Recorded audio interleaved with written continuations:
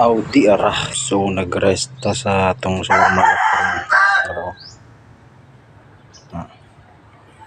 so ato ni rest mga 25 minutes. Ana lang pwede na siya. Di ara guys, na over rest na ato ang do. Ato na ning hinayon og buwat.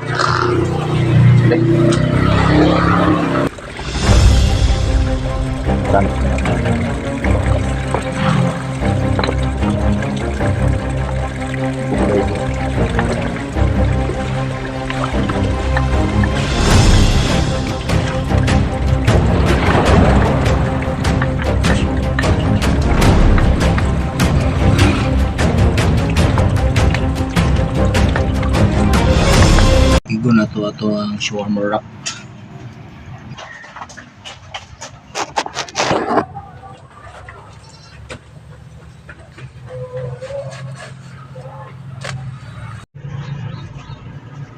Hello guys, so nakahimo ta og pulo ka shawarma wrap, no?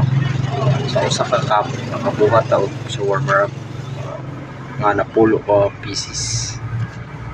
So tin order na ni siya guys.